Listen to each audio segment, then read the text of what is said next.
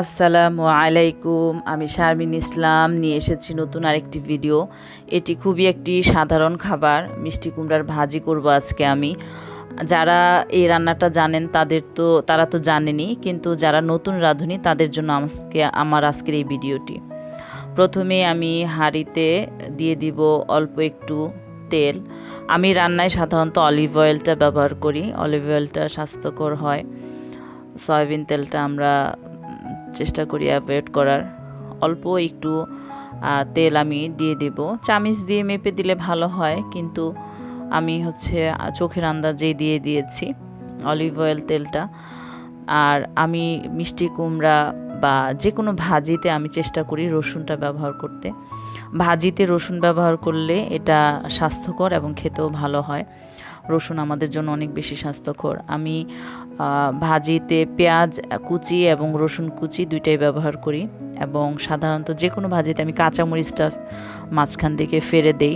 আমি পেঁয়াজ কুচি, রসুন কুচি এবং কাঁচামরিচের যে ফালিগুলো আছে সেগুলো সব একসাথে তেলের মধ্যে দিয়ে ভেজে নিব। 1 মিনিটের মতন ভেজে নিব। আমি ভালো করে নেড়ে নেড়ে চারিদিকে ছড়িয়ে ছড়িয়ে নেড়ে দিচ্ছি। এখানে যখনই আমরা কোনো ভাজি করব, চেষ্টা করব আমরা একদম খুব দ্রুত কাজগুলো করতে, চুলার পাশে থেকে দাঁড়িয়ে থেকে চুলার ভলিউমটা মিডিয়াম টু হাইতে রেখে কাজগুলো করতে। আমার পেঁয়াজ এবং রসুন ভাজা হয়ে গিয়েছে। এখন আমি দিয়ে দিব মিষ্টি কুমড়ার ফালিগুলো। আমি মিষ্টি কুমড়াগুলো একদম পাতলা পাতলা করে নিইনি, আবার বেশি মোটা মোটাও করে নিইনি, মিডিয়াম একটা ভাজির সাইজ আমি করে নিয়েছি। সবগুলো মিষ্টি কুমড়া আমার দেওয়া হয়ে গিয়েছে। এখন আমি প্রয়োজন মতো লবণ দিয়ে দিয়েছি। তারপর লবণটার সাথে আমি ভালো করে সবজিটার সাথে লবণটা মিশিয়ে নিব। ভাজিগুলোতে যত বেশি লবণ, মরিচ, পেঁয়াজ এগুলো যত সবজিটার সাথে ভালো করে মিশানো যায়, সবজিটা তত ভালো হয় খেতে। আমার ভালো করে মেশানো হয়ে গিয়েছে। এখন আমি ঢাকনা দিয়ে ঢেকে দিব। আমি 3 মিনিটের জন্য ঢেকে দিয়েছিলাম। 3 মিনিটের মতন হয়ে গিয়েছে। এখন আমি ঢাকনাটা সরিয়ে নিয়েছি। আমি আরেকটা বার উল্টিয়ে দিব ভাজিটা। যে কোনো ভাজি বা সবজি তরকারিতে বেশি সময় প্রয়োজন হয় না, সবজিগুলো সেদ্ধ হতে যেই টাইমটা লাগে।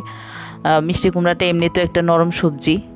আমি গিয়ে ভাজিটা ভালো করে নেড়ে দিয়েছি। এখন আবার একটু ঢেকে দিব। আমি আরও 2 মিনিটের মতন ঢাকনা দিয়ে ঢেকে রান্না করে নিয়েছি। আমার ভাজিটা হয়ে গিয়েছে।